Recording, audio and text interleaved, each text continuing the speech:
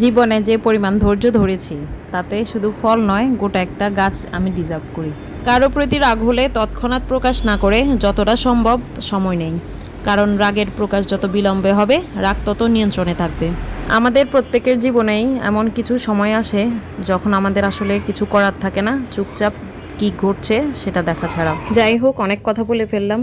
আজকের ব্লগটা শুরু করছি। হ্যালো এভরিওয়ান, আসসালামু আলাইকুম, welcome back to my another blog. Random কিছু ভিডিও মিলিয়ে আজকের ব্লগটা সাজিয়েছি, আশা করি আপনাদের ভালো লাগবে। তো এটাই ছিল দুপুরবেলা, বাসায় কিছু লিচু ছিল, তো ভাবলাম যে সবাই মিলে একটু লিচু খাই। এই বছরের প্রথম লিচু, মাশাল্লাহ ভালোই ছিল। আর এটা হচ্ছে মিষ্টি আলু, এটা আবার বিকেলের ভিডিও। কিছু আম আর মিষ্টি আলু কিনেছিলাম, তো এখন বিকেলবেলা বসে বসে ভাবতেছি যে মিষ্টি আলুটা ভাজি করব নাকি আমের ভর্তা মাখাবো।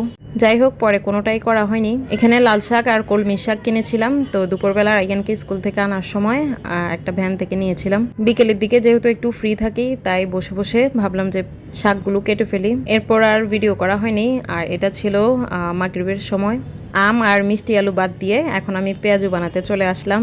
তো ফ্রিজে আসলে ডালটা ব্লেন্ড করা ছিল, একটু ভাজা পোড়াও খেতে মন চাচ্ছিল, তাই ভাবলাম যে একসাথে সবাই মিলে পেঁয়াজু খাই। রমজান ছাড়াও কিন্তু পেঁয়াজুটা যখন মাঝে মাঝে বিকালে ভাজা হয় খেতে কিন্তু খুবই মজা লাগে। আমার কিন্তু পেঁয়াজু খুবই পছন্দ। আপনাদের কার কার পেঁয়াজু পছন্দ কমেন্ট করে কিন্তু জানাবেন। যেহেতু রাইয়ান মুস্কান খাবে, তাই আমি পেঁয়াজুতে কোনো কাঁচামরিচ দিই নাই। ধনেপাতা, পেঁয়াজ আর একটু হলুদ, লবণ, গুঁড়া মরিচ দিয়েছি, সাথে গরম মশলাও ছিল। আমার হাতে পেঁয়াজুটা কিন্তু ভালোই মজা হয়, তো রাইয়ানেরও পছন্দ, রাইয়ানের আব্বুরও অনেক পছন্দ। অফ ক্যামেরায় কিন্তু সবগুলো পেঁয়াজু আমার ভাজা শেষ। এখন আজকে বিকেলের নাস্তায় আপনারা কি খেয়েছেন কমেন্ট করে কিন্তু জানাবেন। আমি একটা প্লেটে নিয়ে নিয়েছি, সাথে 2 রকমের সস নিয়েছি। একটা ছিল টমেটো সস আর একটা ছিল গার্লিক সস। আমার ভিডিওটা আজকে কে কোথা থেকে দেখছেন অবশ্যই কিন্তু কমেন্ট করে জানাবেন। আর যারা পেজে নতুন তারা অবশ্যই ফলো দিয়ে রাখবেন। পেঁয়াজুতে কিন্তু আমি কোনো চালের গুঁড়ো দেই নেই, তারপরে কিন্তু মাশাল্লাহ অনেক ক্রিস্পি হয়েছে। লাস্ট অনেক দিন ধরে কিন্তু কোনো ব্লগ আপলোড করি নাই, কারণ একটু মন খারাপ ছিল কিছুদিন। আপনারা একটু বেশি বেশি সাপোর্ট করবেন, তাহলে আসলে ভিডিও দেওয়ার একটু আগ্রহটা বাড়ে। ভিডিওটা যারাই দেখবেন সবাই কিন্তু একটা গঠনমূলক কমেন্ট করবেন। এটা ছিল নাস্তা খাওয়ার পর। তো দুপুরে ফ্রাইড রাইস রান্না করেছিলাম, সেটারও আসলে কোনো ভিডিও করা হয়নি।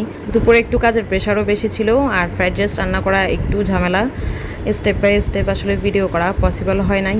এখন একটু গরম করে নিচ্ছি, কারণ ফ্রাইড রাইসটা দুপুর 12টার দিকে রান্না করা হয়েছিল।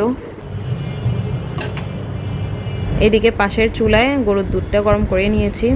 র্যান্ডম একটা ব্লগ, আপনাদের কাছে কেমন লেগেছে সবাই কিন্তু কমেন্ট করে জানাবেন। আসলে যারা ভালোবাসার মানুষ তারা এমনিতেই ভালোবাসা দিবে, আর যাদের খুঁত ধরার স্বভাব তারা সবকিছুতে খুঁত ধরবে। যাই হোক, বিদায় নিচ্ছি। সবাই ভালো থাকবেন, সুস্থ থাকবেন। আল্লাহ হাফেজ।